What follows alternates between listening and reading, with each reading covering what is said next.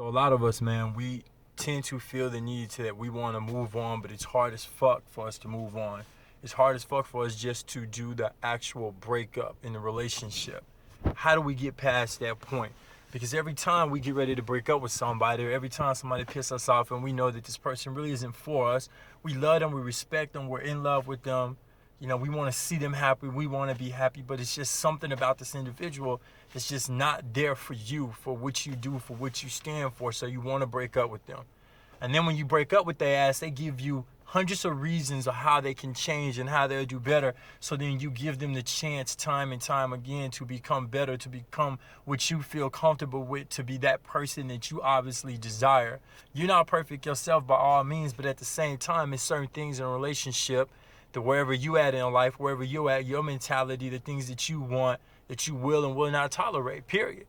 So how do you know that you're not overreacting? How do you know that you're not being too hard on this person? So instinctively, what you do is you give them another opportunity to make right for their wrong. And then a couple months go by or a couple weeks go by, whatever the situation is that piss you off again, you don't say anything because, again, you're trying to be better. You're trying to do better. You know that nobody's perfect, but at the end of the day, in the back of your head, you're thinking to yourself, man, I really don't want to be in this relationship. I love them, and I don't understand why I just don't want to be in a relationship with them. They're good friends. They're a great person, but they're just not for me in this relationship.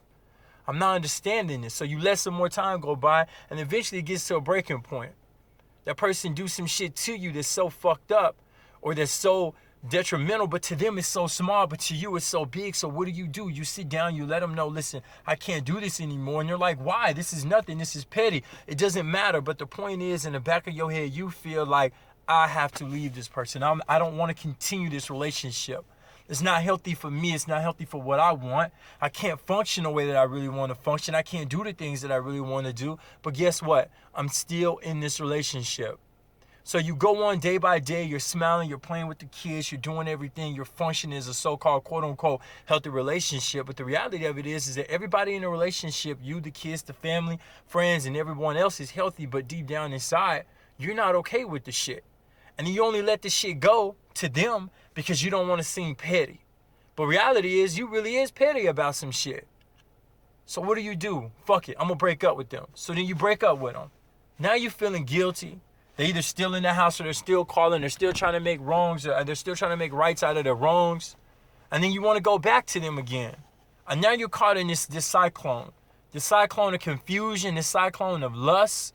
Because you miss being held, you miss being kissed, you miss being touched. You know, you miss feeling that person's body next to you. You don't want to necessarily be alone, but you don't want to necessarily be with them. But before you know it, weeks, months, even years for some people then went by, and they still have not done what the fuck they need to do, and that's break up with this fucking person. They don't know how to move on. They don't know how to sever ties. They know how to just reconcile the relationship and just let it be. Let that person go that way. Let them go this way. No, they don't know how to do that. But do you know why they don't know how to do that? Because the other person on the other end they're not prepared to be left. It's not time for them to be left. They're not mad. They're happy. They're okay. So they can't see themselves being left alone. They can't see someone moving on away from them, so they have no choice but to try to fight for it and make this person feel guilty, make this person feel bad about the one thing that they just want to do, and they just want to move on. You just want to be happy, right? You just want to stop being mad. You just want to stop being upset at this person about the little bullshit. There's just a couple things you can do. You can tell this person, well, listen, I love you. And I just would rather be your friend because as your spouse, I can't tolerate some of the things that you do, how you act, the things that you portray. I'm not with that shit. But as a friend, I fuck with you. I help you. I do whatever I can because I understand that you're a good person. You may be in need right now, or you may not be in need. But the point is that I'm here for you as a friend, a good friend, a friend that loves you and still cares for you. But as a relationship, you're just not that person for me. And then that person gets an attitude and makes you feel guilty about your choices and your decisions. And once again, you're thinking about saying, fuck it. I'm going to go ahead and stay with them. I'm going to work it out. I'm going to see what happens. You're fucking retarded. There's no way in hell. If something is constantly telling you on the inside to move on, just be friends. How do you know that it's not meant for you and this person to be friends for a little while or even for a long time and then grow into a relationship? Sometimes by forcing a relationship, you can destroy the better friendship, which is a true foundation to a relationship anyways. Stop forcing the relationship just because you're used to body warmth, because you're used to love, you're used to affection, you're used to the sex. Do without that shit for a little while and see how solid the relationship is. See if someone else catches your attention, if someone else is able to do the things and provide the things for you. Because if your mind and your heart is even open to someone else, is even open to doing anything else, you're already halfway gone anyways. Just because you were physically there don't mean that you are mentally and emotionally in a relationship.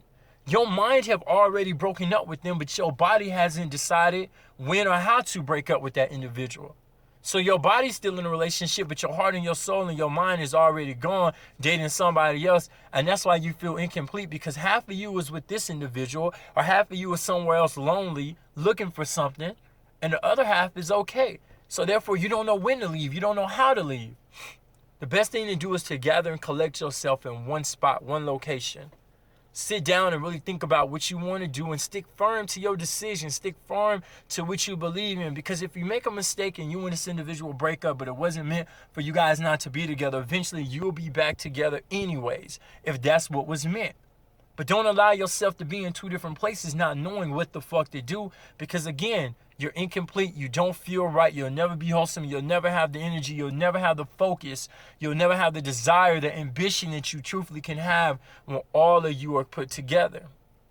Again, thank you. I appreciate everything. I love you. Good morning. All of you guys have a blessed day.